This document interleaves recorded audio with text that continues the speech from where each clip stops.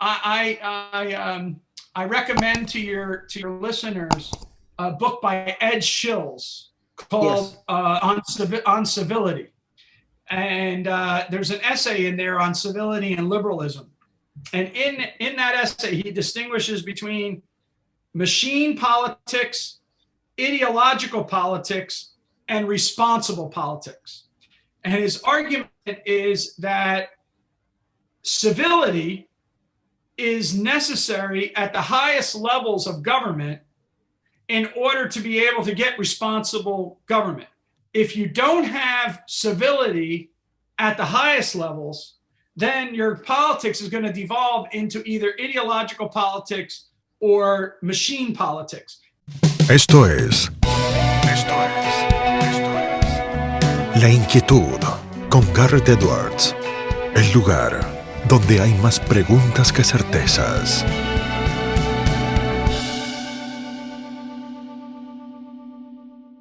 La siguiente entrevista aquí en La Inquietud por CNN Radio Rosario es al profesor Peter Boettke, economista de la George Mason University en Virginia, en los Estados Unidos, y del Mercatus Center.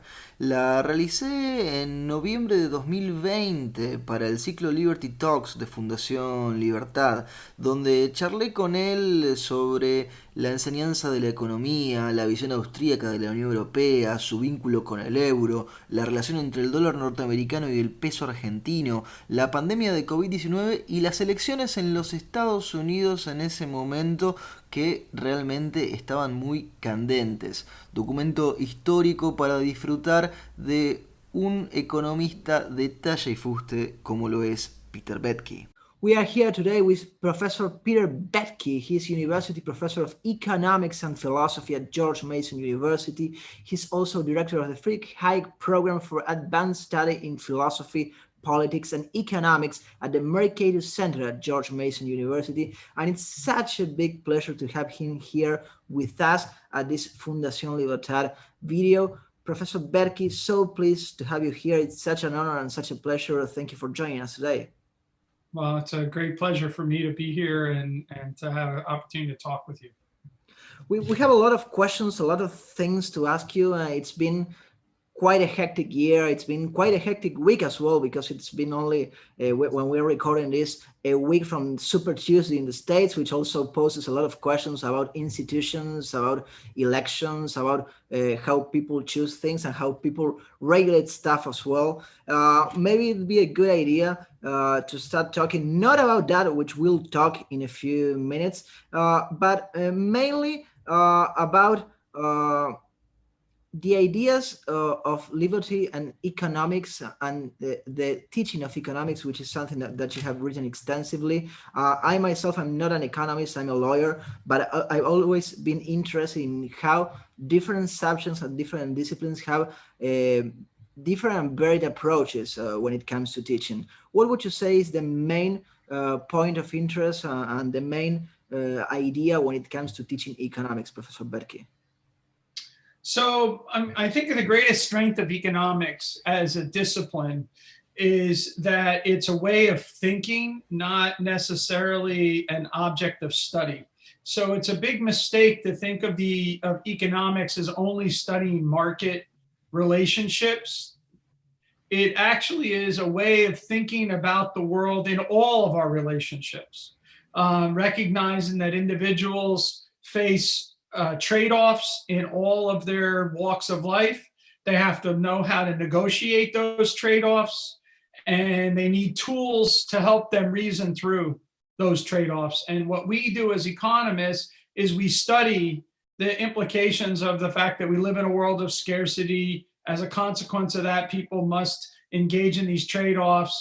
In negotiating these trade-offs, they utilize tools in a market context, such as property prices and profit and loss. And if they're in non-market context, what are the proxies that do the same kind of things as property prices and profit and loss? So just so that we are clear about this, what property rights do is they give us an incentive to care for resources, to improve resources, to trade resources as we desire. What prices do is they guide us in our decision making.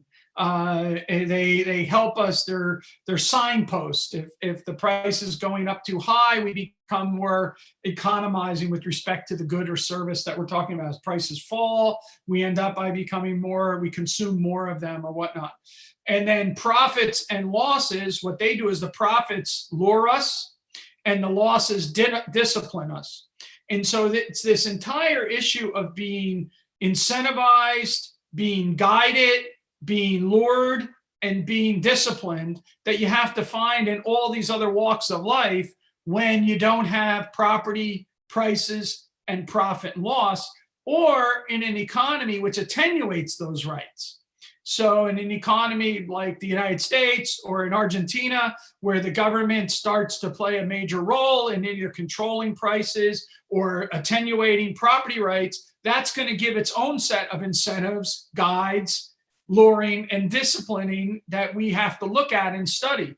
And so to me, the fascinating thing about economics is that it's the study of purposive human action in all of the realms of human interaction.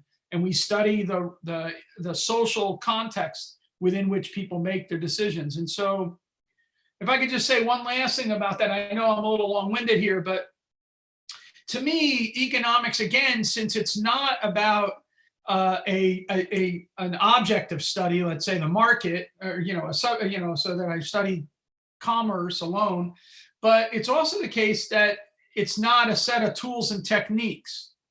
So it's not just a set of tools and techniques, supply and demand curves, sort of sophisticated statistical techniques or whatever. It's actually a tool for the curious. So what people should be, what you want to do when you're teaching students is you want to enlist their natural curiosity. And that curiosity could simply be, how come this market emerged, or how come this institution emerged, or this practice? Or it could be, why is there such crushing poverty, in this area? Why is that? So some kind of thing that we are curious about that excites our imagination. Economics is a tool, it's a golden key that we as instructors help our students learn how to turn that key to unlock the mysteries of the universe. And so to me, as teachers, we should be enlisting curiosity. Such powerful statements, Professor Boettke. I was just thinking about how strong the idea of how losses discipline us, which you said, really applies to our everyday life, in a sense that we usually remember our losses more than our wins, and we usually feel them even more. And you also just said economics not a set of tools and techniques, but rather a tool for the curious and a way of actually engaging with what happens around us and in trying to discover how things are the way they are, and if they could be different, and if so, what might entice them or propel them into being different. You just mentioned the US, you just mentioned Argentina. You probably know, because you're an expert on all these issues, that Argentina is a country that, while it uses its own currency, the Argentinian peso, it's a country that it's always worried about the US dollar. It tries to save in US dollars. Everybody in the country follows the currency exchange rate, and they are always worried about it. What can you tell us from your expert point of view about the US dollar in the future, Professor Boettke? Well, if I knew the answer for that in any kind of serious way, I'd be in international currency markets, and you would have to pay a lot more to talk to me. Let's put it that way. But so I wouldn't trust too much. I do have a book coming out with Dan Smith and Alex Salter, which is on money and the rule of law. And it's an examination of what are in assuming a world of a central bank. So not alternative monetary institutions. So for example, in Argentina, the experience that you had with a currency board, which actually ended badly, but didn't need to end badly. There's a whole story behind that, which Argentinian economists should be studying and communicating to people. And it has a lot to do with the lack of fiscal discipline in your regional governors. And so that put pressure on the currency board, so that the currency board either had to put the discipline back on the regional governors or break. And unfortunately it broke. And right. And so, and in many ways, ever since that experience, the concepts of neoliberal reforms, in addition to the fact that the government at that time was corrupt and some other things that happened, right? But it sort of put a damper on neoliberalism in Argentina that it's never really recovered from in terms of the intellectual culture and everything, as far as I understand. And so I think these mistakes have very serious ramifications when people get them wrong, and politics undermines them. But to your point about the US currency, let me just say the following. I think in the United States, we're not having an adult conversation, okay, about three issues. And they're not new. They've been around for over a decade now, but we're refusing to have a conversation about them. And they're interrelated to each other. The first one is the fiscal gap. That is the promises that the government has made to the citizenry and the ability of the government to pay those promises in time. This is what's called intergenerational accounting. All right, this is a big issue. And our fiscal gap is significant. It's well over $200 trillion, and probably, I haven't even looked at the most recent figures, but probably blown up even more because of the most recent expansions. That puts a very big pressure on either defaulting on those promises or monetizing those promises, which gets us to the second point, which is that ever since 2008 and the extraordinary measures that were given to the Fed, we don't have a end game strategy for the Federal Reserve System, how to unwind and examine the Fed's balance sheet. We've been at the zero lower bound for a decade, right, of pushing out money. And under the current regime, we chose to give even more extraordinary measures to the Fed to actually be an engine of fiscal policy, which it never was designed to be, to fight COVID, okay? So how are we going to unwind these extraordinary measures of the Federal Reserve System and get sound money back by, taking care of this Fed's balance sheet? And then the third one is structural inequality in America. And so while it is the case that mobility and social mobility in the United States is still evidence, it's still in evidence, we're not as fluid in our mobility as we were 20 years ago, 30 years ago, 40 years ago. That's because we become a more rent-seeking society. Right? And so we now have more privileges being doled out by government to protect business against the rigors of competition. This is one of the reasons why you have the difficulties with big tech and all these things like that. It doesn't have as much to do with the idea of that a platform economy is a natural monopoly as much as that the platform economies have special privileges that governments have granted to them. That's why they lobby the government for so much, right? I mean, this is what they're getting from it. So we've gummed up our labor markets. We've saddled students with debt in the student debt issue that are, put people behind the eight ball to start out their life.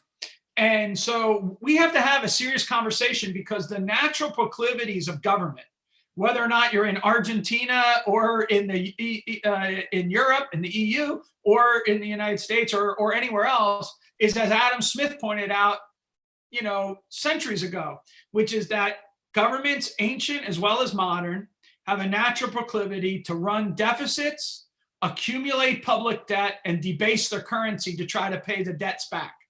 Okay? Smith referred to this as the juggling trick that all governments engage in. Deficits, debt, debasement. Deficit, debt, debasement. And when this is allowed to get out of control, it's an economy killer. So when you look at the death of the Roman Empire, if you look at what was leading up before the French Revolution to what was going on in the ancient regime, right? It was the hyperinflation and all this stuff. What was going on in Germany prior to the rise of Hitler, right? You have hyperinflation and everything like that. It's because the deficit, debt, and debasement aspects of the order get out of control. So part of the way to understand modern economics is that there's those who believe that the jugglers should have their hands tied, or the objects of their juggling taken away from them, or those who believe we should train economists to be master jugglers. All right. And so for the vast majority of history of economics, from Adam Smith through John Stuart Mill up into, into the 20th century, mainstream of economics believed that we should tie the ruler's hands. We should tie the juggler's hands. So you get best practices, like a kind of a what Buchanan calls the old time fiscal religion about, budget discipline, or you get monetary policy, determined with Bagehot's rule, right? Which is that the central bank is a lender of last resorts, but it should only bail out those firms in a crisis that in fact are solvent, never bail out the ones that are insolvent, right? But what's happened since the 20th century and the Great Depression was that Keynes and Keynesianism in many ways taught economists to become master jugglers. So not to tie their hands, but to learn how to be more, adept at juggling under more and more difficult circumstances. So imagine you're a juggler balancing with one foot on a ball while the world, is tipping down or whatever. That's what Keynes is trying to get you to do. And that's what, like, all of our government agencies in the European Union, in the United States, in Latin America, that's what they've all been trained to try to do. And now you can see why a currency board is a different type of way to do that, right? Because the reason why we got the currency board was an effort to try to tie the ruler's hands, right? And so, or dollarization. Right? This is another way which takes place, which is take the peso out of the political hands and tie it to a dollar, which then puts it where, though? Puts it in our hands. And our problem or your problem is that we become, we are no longer committed to sound money, right? That's not what we're doing. We're trying to use as the old adage went, we don't worry about balancing the budget. We worry about using the budget to balance the economy. Well, now we do it with monetary policy as well. So it's monetary policy is designed to try to offset and not provide macroeconomic stability, but to offset any downturns. And so we've moved off the rule of law approach to monetary policy, and that's going to have consequences down the road. And that's what my book, it's coming out with Cambridge, 2021, Dan Smith and Alex Salter. Maybe you could put a link to the page for it. And it tries to make this argument. And in the process of doing it, it does a survey of the ideas as developed by Hayek and Milton Friedman and James Buchanan, and tries to take those ideas and then apply them to the world that we live in today. So, to be honest, now I cannot wait to read that book, Professor Boettke, and so many ideas and threads to follow from what you just said in the last couple of minutes. I'll try to walk with you through some of them because all of them were interesting, and it's obviously impossible to pick them all up. You mentioned the EU, you mentioned central banks profusely when you were just talking to us. So two questions tied into one. What's your current professional opinion about the EU? And we talked a lot about the US dollar, and we talked about the Argentinian peso, which pales in comparison and looks like monopoly money when you try to balance it out with other currencies. Tying your perceptions about the EU, what about the euro? Do you think that monetary constructivism or limits to central banks of weaker countries is the better idea? So, in many ways, COVID has taken the conversation in a whole different direction. So we would have had a different conversation a year ago, and we would have talked about like let's say what would normally happen in a country like Greece, and where they would maybe default on their currency and then not be able to, trade for a while, but then they would adjust and, move on from there, and how the ECB, made commitments to be able to, do that. And there's a legitimate debate among economists about whether or not the ECB provides a discipline like your currency board was supposed to provide a discipline to your regional governors, whether or not the European Union forces the discipline on the local governments to get their fiscal house in order because of the rules of the But look, all of that is out the window now because, we had this existential situation, a public health crisis. There's very little variation in the model that people have chosen about how to fight the COVID crisis in Europe or in the United States. For as much as people want to, say that there really isn't as much variation. I mean, Sweden would have a different variation, but pretty much everyone followed the same kind of policies. Look, 2020 is a very difficult year to get accurate information from the US because we were in the midst of a political campaign. So people mistake noise for what was really going on. This includes even simple things like the amount of compliance with mask wearing. So like if I imagine in Argentina or friends of mine in Europe, they somehow think, every other American is screaming and not wearing a mask or something like that. We think that from abroad it happens. But it's not true. I mean, if you look at compliance rates, we have like something like upwards to 80% compliance with masks in public spaces and stuff like that. So I'm not saying that it's not an issue, but like it gets magnified in a way. And part of it, of course, is what you were talking about led up to the election. And so this was all part of the whole thing. And even yesterday, the fantastic news about the Pfizer, trial and the 90% effectiveness became noisy because of politics rather than just celebrating this amazing scientific achievement or whatever that people and entrepreneurial achievement. And hopefully we can talk about that a little bit.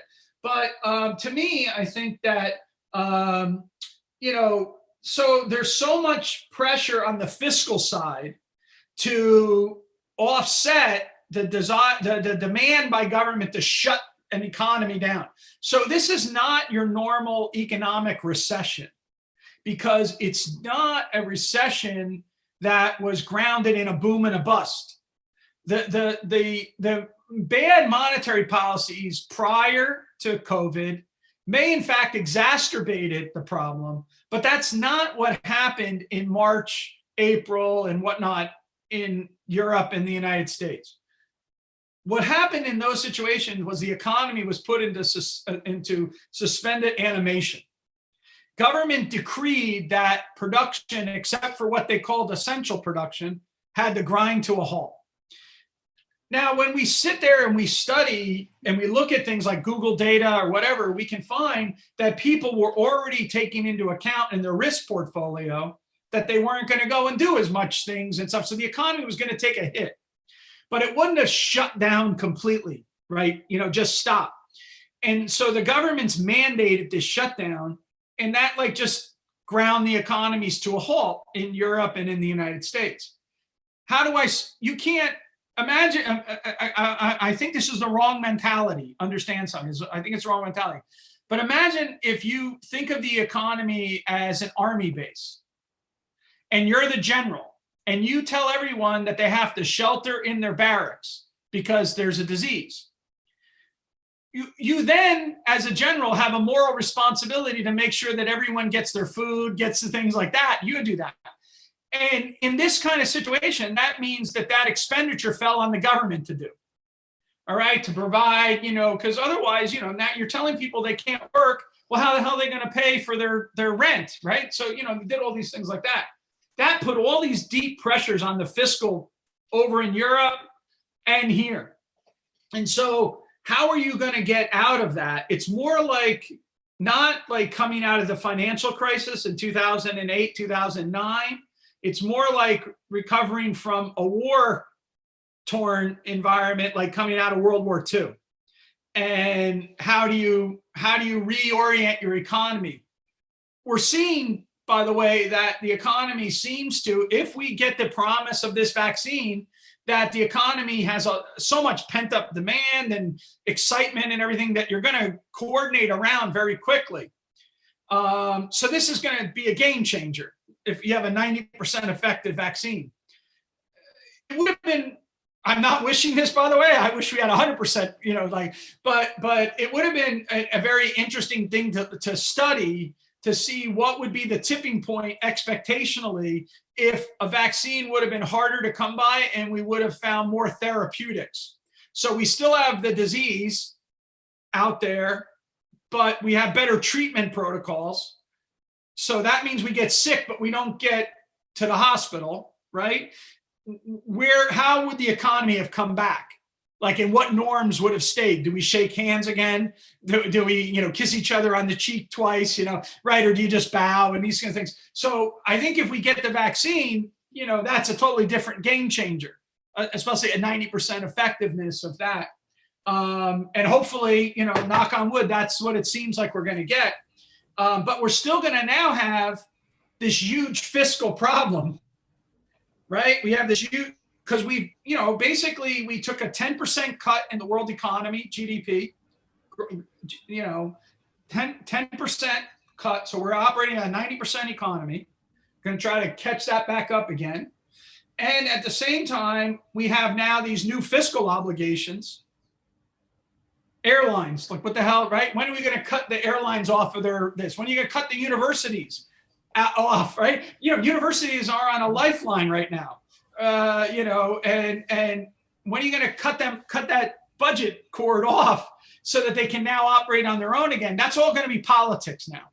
And so and the more the fiscal side is in balance, the more pressure to monetize that is on the monetary side. So you asked me about the European, the EU and the ECB or whatever.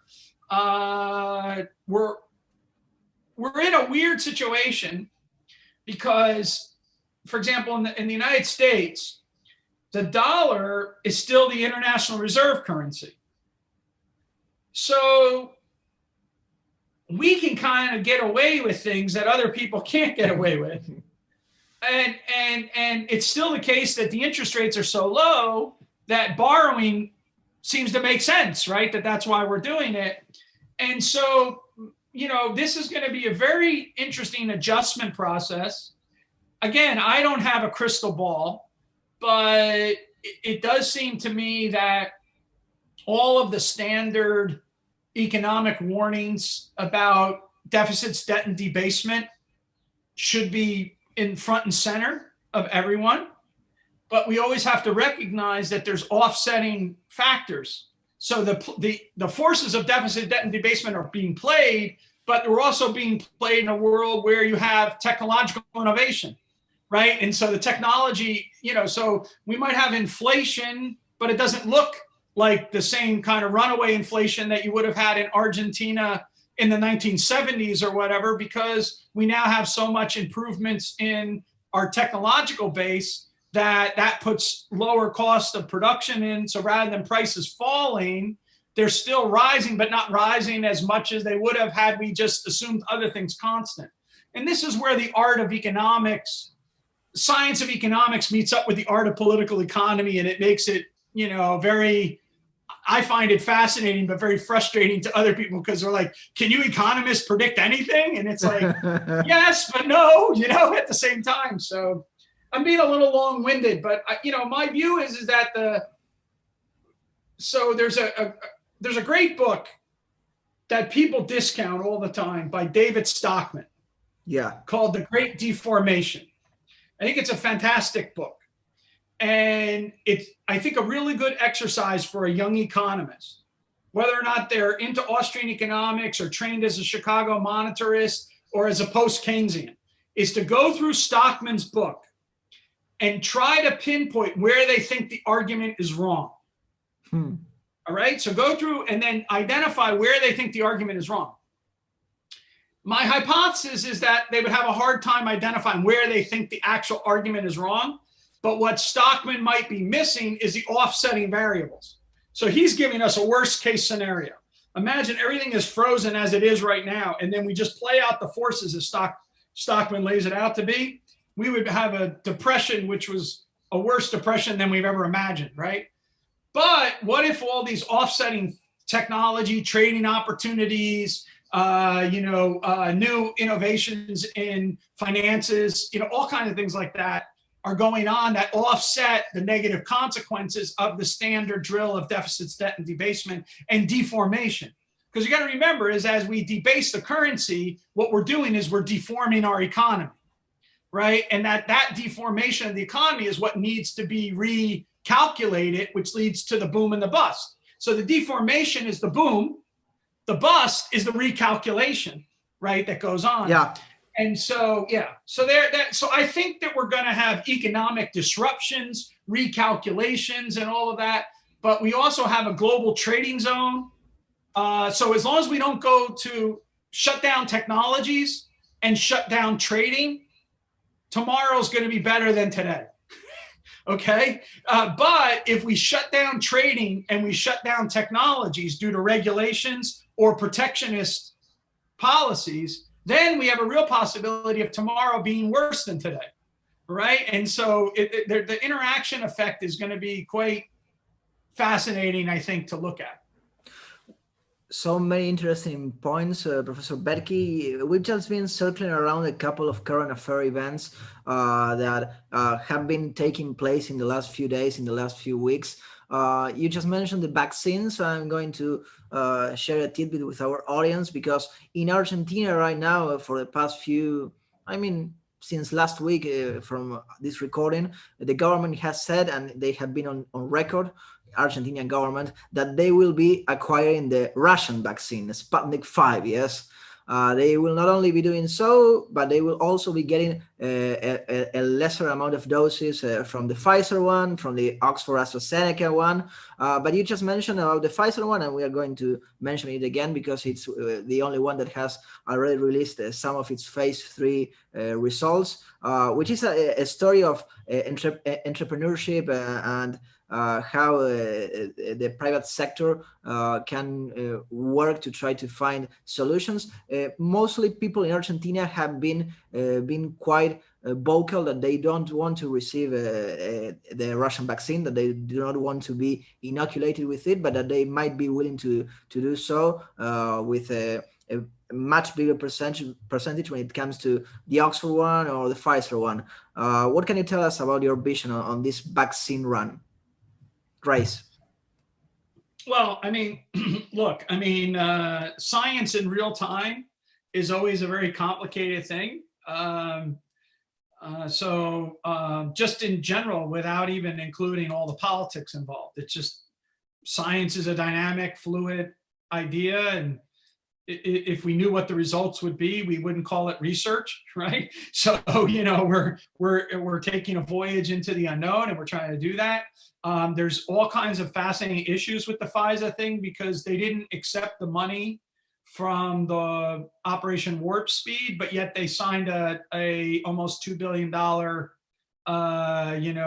contract with the government for the for the doses, right? So this is a difference between what the Nobel not this year's, but the year before Nobel Prize winner Michael Kramer calls a difference between pull versus push views of research funding, and winning a tournament because you came up with the cure is a pull, whereas funding your lab is a push.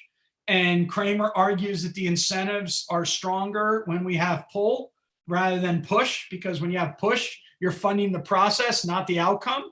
But when you have a tournament and you get the pull, what happens is you strive to get the output. So, I think that we can learn lessons, not a perfect experiment of it, but we can learn lessons from Pfizer and what they did.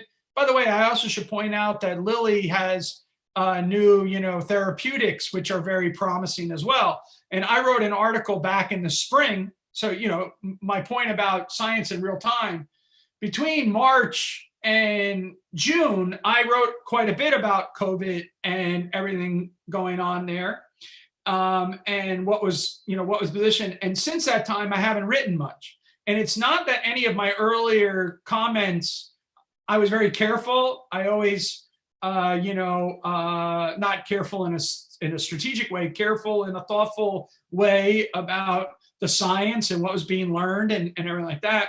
I talked about the incentives that FDA faces. I talked about the incentives that politicians face in the way that they handle a crisis.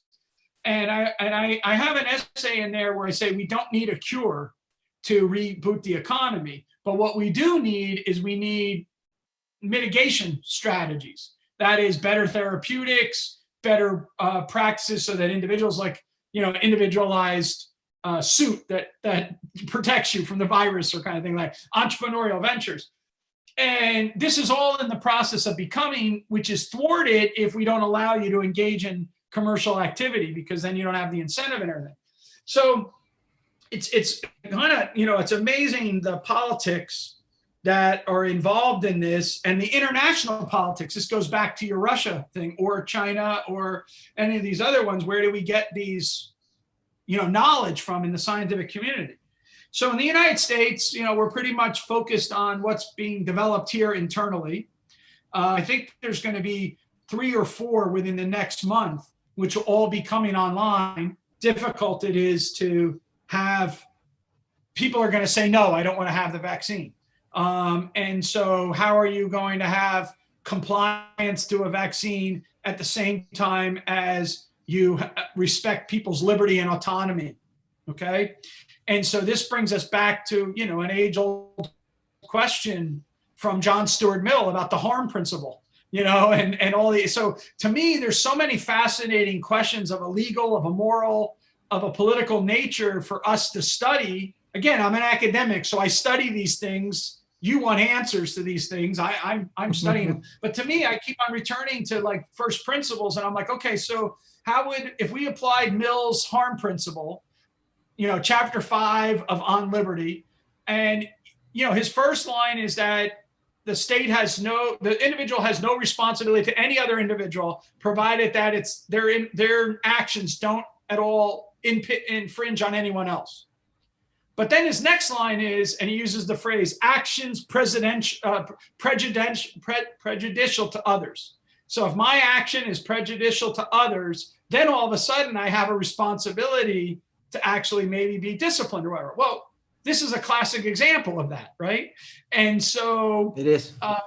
And so now, how do you balance the desire to have liberty and autonomy and freedom of choice with the necessity of protecting your community and all these things like that?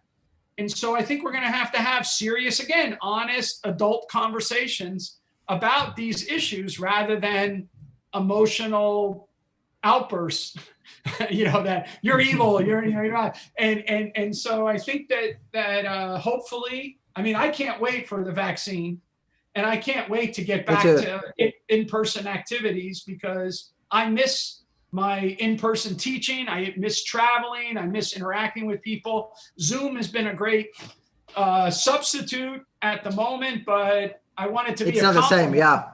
I want it to be a compliment. I don't want it to be a substitute, for my life. And so I want to get back to normalcy as fast as possible. And so I have great hope in science. Yeah. Professor Boettke, beforehand, you mentioned 3 issues that the US have not been tackling at least the past few decades. One of them was the way that it has turned into a rent-seeking society. You just had elections last week. Even though one of the contenders still has not acknowledged the results of the election.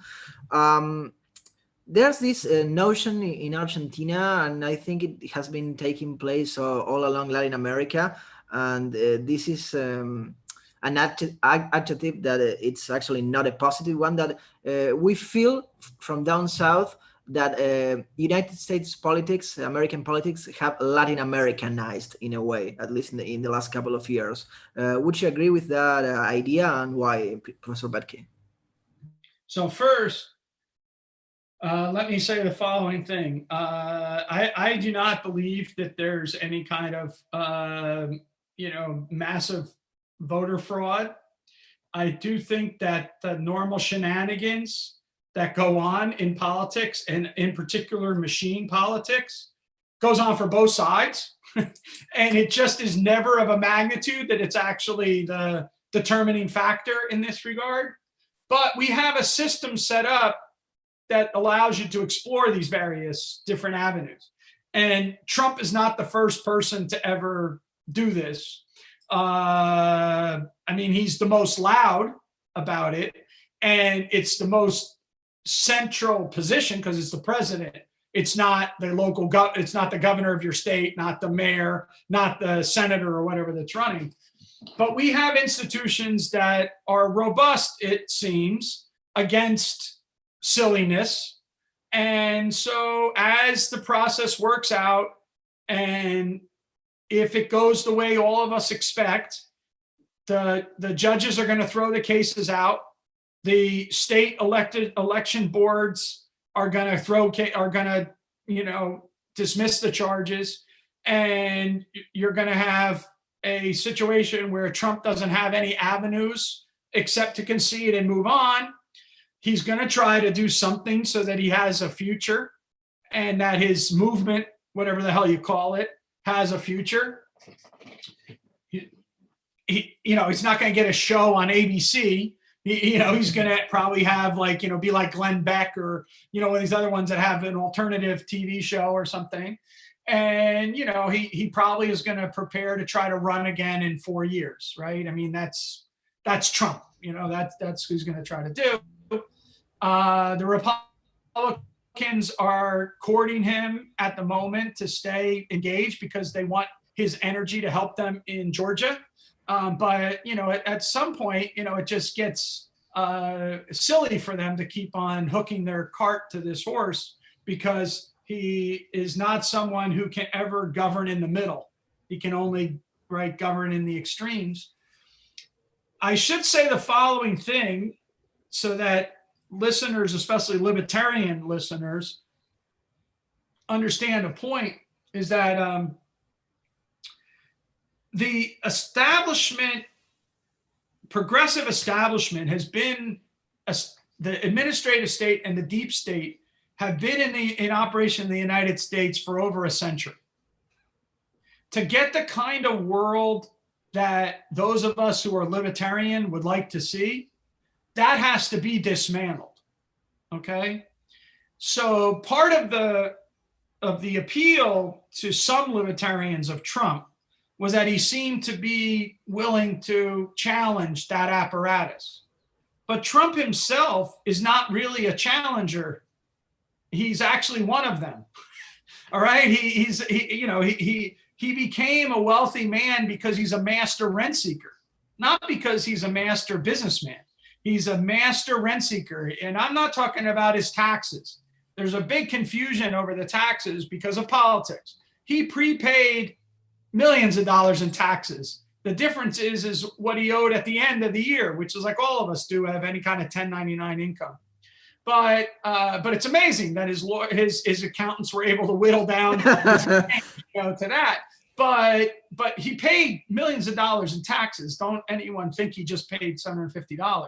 But they, people make the claims that they want to make or whatever. But you go back and you look at the way his real estate deals were and everything like that. He's always been a shyster. He got government to give him tax abatements. He gets government to give him special privileges and everything like that. And then what he did was he oftentimes engaged in very unsavory practice with subcontractors, which he would agree to a deal with a subcontractor for, say, 100. And then when the deal was done, he'd say, I'll pay you 10. And the subcontractor would say, no, we agreed to 100. And he'd say, take me to court. And they'd say, all right, I don't have the ability to take you to court. Just give me my 10. And so he's done this forever. All right. So he's a master rent seeker. He's exactly all the problem with the system that we have. Politically privileged people that benefit themselves at the expense of everyone else.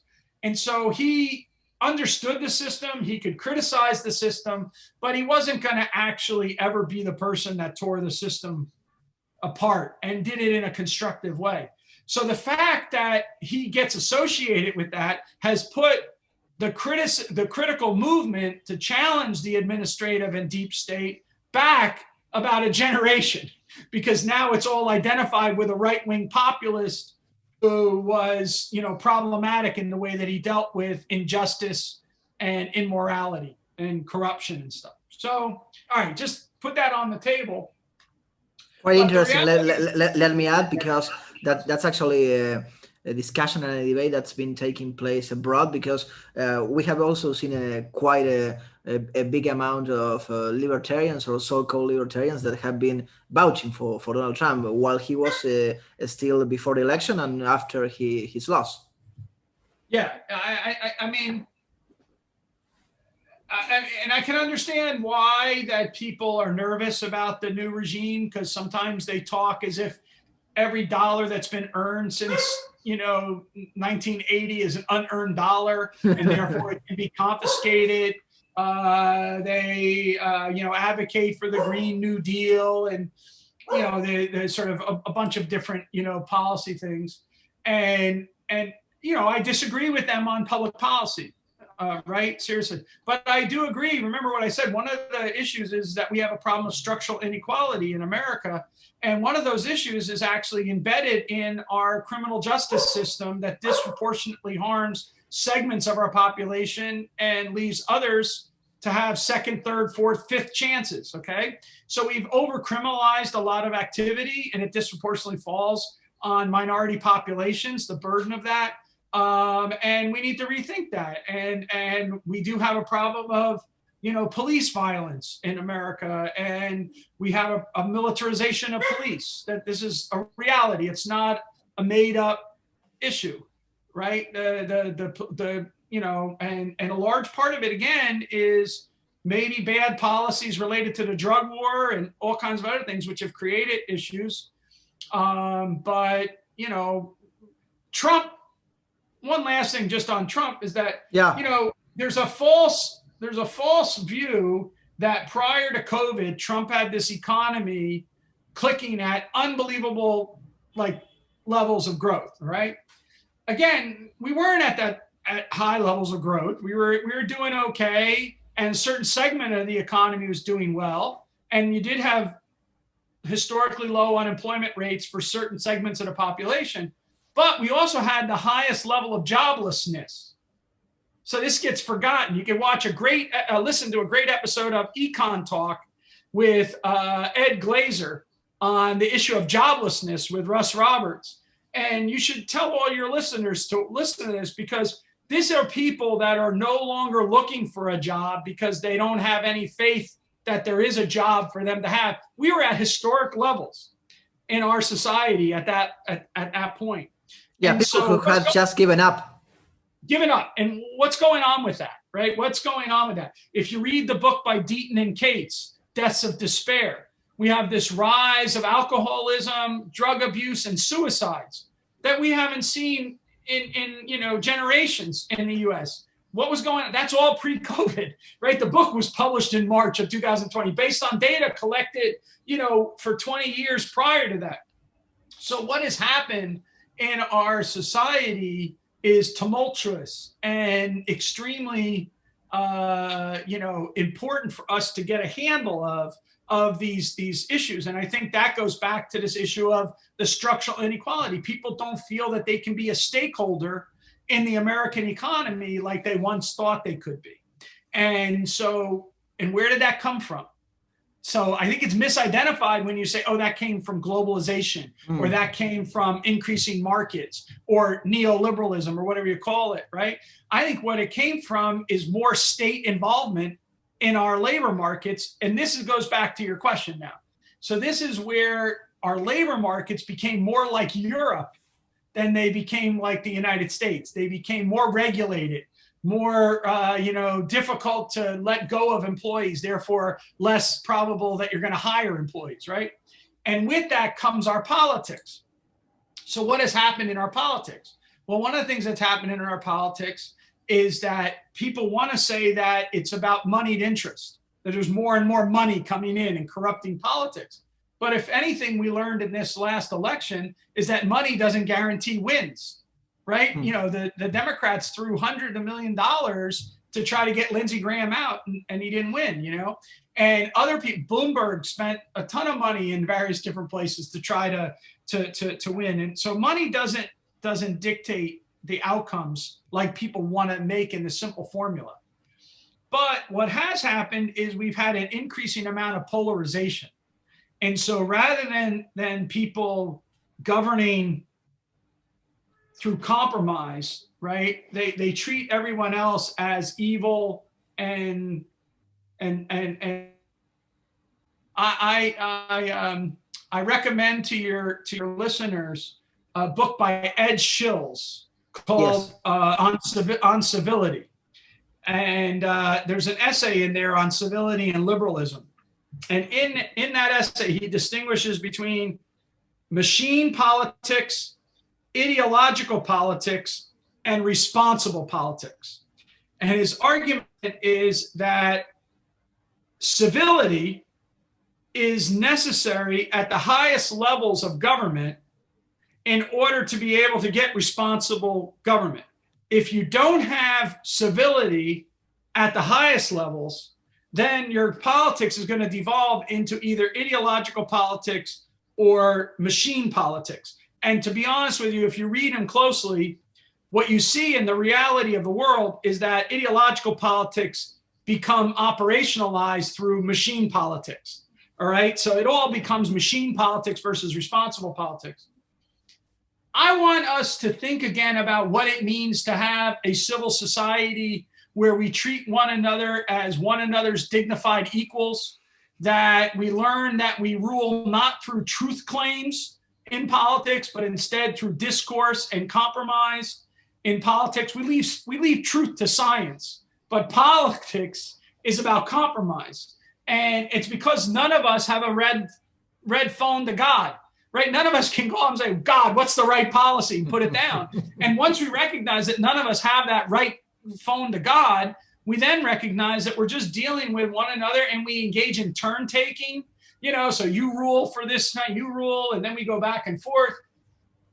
And to me, I think this is what, you know, hopefully we can find. And maybe, you know, Trump gave us 4 years in which politics was too important to our lives. And what we need right now is to remember that politics isn't the most important thing in our life. That politics is in fact in the background, and it's best when we don't even pay attention to it because it's not all that important. It's better to have my community, to have my family, to have my own desires and aspirations, my church. You know, these are where life, you know, political life has meaning, is not at some national level of, you know, what's going on when someone tweets, right? But instead, you know, what's going on at my church, and, you know, what's going on my kids, you know, soccer team or football team or whatever, and, you know, being involved in all of that. And maybe if we can get back to that, then we can go forward in a political space which isn't so rife with tensions. Such clarity, Professor Boettke, on all these issues. We just crossed a couple of minutes ago the 40-minute mark. Okay. We just have a couple of questions, and we will not steal any more time of your day today. You talk about polarization, and there's this big debate that has been taking place in Argentina, but that has replicated in other parts of the world, because it not only deals with particulars and specificities, but it also deals with abstract concepts.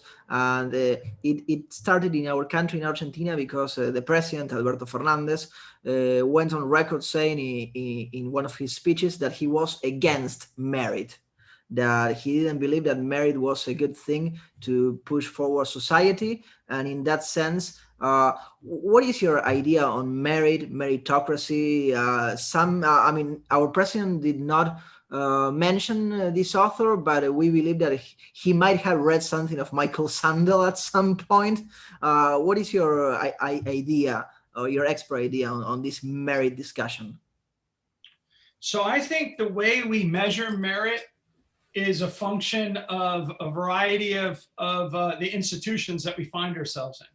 So I think, you know, one of the things that you should ask your president is, when Argentina goes to play in the World Cup, do they want to pick the team based on merit, or do they want to pick the team based on some other system? I think pretty much he would say, I want the best soccer players or football players that can represent Argentina to be playing. I don't really care about any other system there, because I want them to do that. And I think that's true. Where the problem is that in a lot of systems, academia being one of them, is that the merit system is set up as a system of privileges. And we take tests and then we're awarded privileges on things that are not necessarily tied to performance. So we have merit, but not tied to performance. In a football match, merit is tied to performance. It doesn't matter if a goalie is the best goalie ever in practice, but when they get into the game, the balls just keep going by him and they're like, hey, that goalie will get pulled as fast as possible, right? So what matters is the tie between the performance and the merit. If the merit system, same thing with any kind of sport, music, you have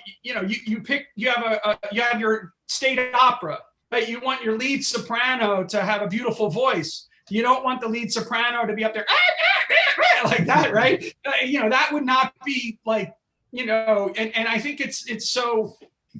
Let me stress this point, because in ancient China, in more recent India, we had merit systems, but they were designed to pick bureaucrats. Okay, and so there's a great study that was done by Andre Schleifer and Robert Vishney, and it's on the allocation of entrepreneurial talent. And their argument is that in societies that reward commerce, industry, entrepreneurship, you're going to see more of the talented young people choose to major in engineering and STEM disciplines. But if your main way to make resources and get command of resources, and no offense to you, is through the political process, you're going to see more people go into lawyers. So what they did was they ran regressions looking at societies where the young people go into becoming lawyers versus young people going into becoming engineers, and then correlated that with economic growth rates. And lo and behold, what do you see? Right? So lawyers are not useful on that front. Yeah. And so this has a lot to do, and it's not offense. We need lawyers, right? No one's saying that you don't need any lawyers, but the issue is on the margin, which way am I going to go? And so meritocracy is omnipresent. The manifestations of meritocracy, some of which can be bad, are going to be context specific. So if the institutional rules bias towards giving privileges to some and excluding others in a way that doesn't tie merit to performance, let's get rid of it. Right? But we're not getting rid of meritocracy. We're getting rid of privileges. The point about liberalism is that liberalism is a system, our kinds of liberalism, is a system in the absence of privileges. That's the point. That's why Smith was against mercantilism. It's why Hayek is against privileges, right? It's why he uses the term law versus legislation.